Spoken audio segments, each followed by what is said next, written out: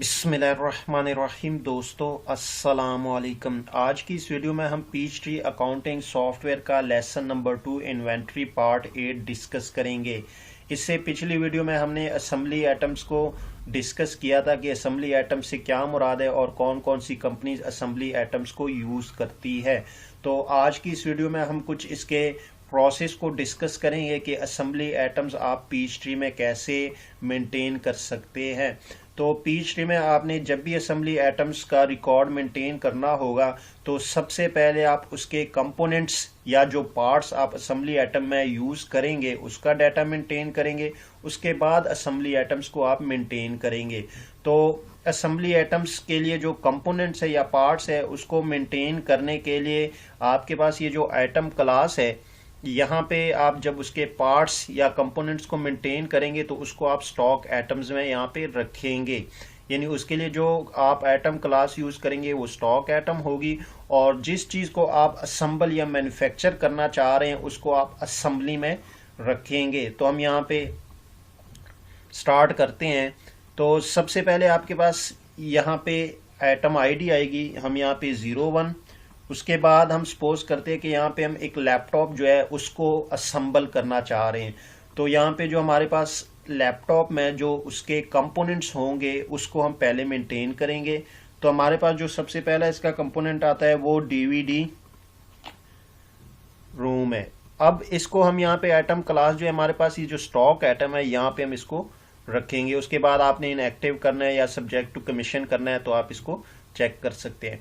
उसके बाद आप इसको फॉर सेल या फॉर परचेज करना चाहते हैं, जो भी आपकी डिस्क्रिप्शन है वो यहाँ पे करके, यहाँ पे अगर आप इसकी कुछ स्पेसिफिकेशन या कुछ लिखना चाहते हैं इस जो स्टॉक आइटम्स को मेंटेन करे तो यहाँ पे आप इस ब्लैंक बॉक्स में लिख सकते हैं। उसके बाद इसके लिए प्राइस लेवल, आप ये सारी जो चीज़ें हैं आप इसको फिल कर सकते हैं। जो यहाँ पे मेन चीज़ है आपके पास ये 3 अकाउंट्स जो है इसको आपको यहाँ पे लिंक करना पड़ेगा। यानी सबसे पहले जनरल लेजर सेल्स अकाउंट, फिर उसके बाद जनरल लेजर इन्वेंट्री अकाउंट, और तीसरा आपके पास general ledger cost of sales account. तो जैसे ही मैं इस पर क्लिक करता हूँ, देखिए मेरे पास यहाँ पे ये चार्ट ऑफ अकाउंट्स की विंडो ओपन हो गई। तो यहाँ पे आप जाके इसको मेंटेन कर सकते हैं। तो चूंकि मेरे पास पहले से मेंटेन है तो इसलिए मैं उन्हीं को ही यूज़ कर लेता हूँ।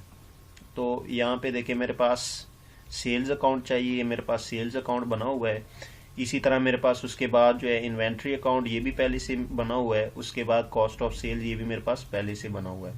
अगर आइटम क्लास पे आप कोई टैक्स आपका इस पे लगता है तो आप टैक्स लगा सकते हैं। उसके बाद अगर आपने कोई मिनिमम स्टॉक इसका रखना है तो आप रख सकते हैं। अगर री ऑर्डर क्वान्टिटी आपने देनी है तो आप यहाँ से दे सकते हैं। तो इसके बाद आप इसको सेव करेंगे। इसी तरह आप नेक्स्ट के लिए जो है ये न्यू पर आएंगे और यहाँ से आप उसकी आईडी जो है यहाँ पे 02, और उसके बाद मैं जो है रैम यहाँ पे यानी हमें रिक्वायर्ड होगा इसके लिए, और इसको भी हम यहाँ से स्टॉक में रखेंगे। इसी तरह हमारे पास यहाँ पे 3 अकाउंट्स को हम लिंक कर देंगे। सबसे पहले हमारे पास सेल्स अकाउंट, दूसरा हमारे पास इन्वेंट्री अकाउंट, और तीसरा हमारे पास कॉस्ट ऑफ सेल्स। तो इसको भी हम यहाँ से जाके सेव कर लेंगे। इसी तरह हम यहाँ पे तीसरा हमें चाहिए होगा 03,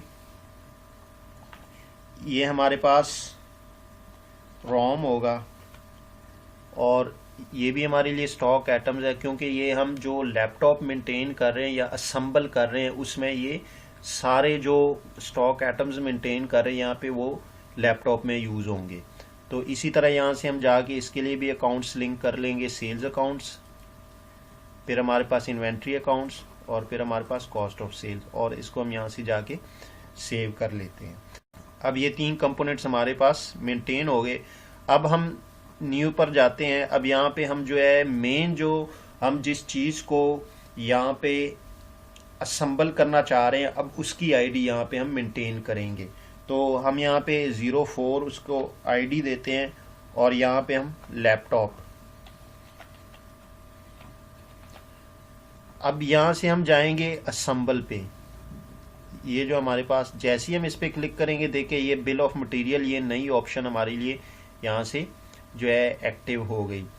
अब इसी तरह यहाँ से अगर आप इसको फॉर सेल या फॉर परचेज कर रहे हैं, प्राइस लेवल ये सारा करने के बाद उसके बाद आप यहाँ से अकाउंट्स को लिंक करेंगे सेल्स अकाउंट, उसके बाद इन्वेंट्री अकाउंट और उसके बाद आपके पास कॉस्ट ऑफ सेल्स।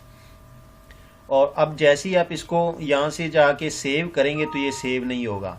अब देखिए उसने आपके लिए ये जो है बिल ऑफ मटेरियल इसको ओपन किया है। अब पीच ट्री अकाउंटिंग, ये देखिए एक आपके पास मैसेज आया, अब bill of material must include items with quantities in order to save. अब यहाँ पे हम उन कंपोनेंट्स या पार्ट्स की आईडी को सेलेक्ट करेंगे कि जो हमारे लैपटॉप को असेंबल करने में यूज होंगे।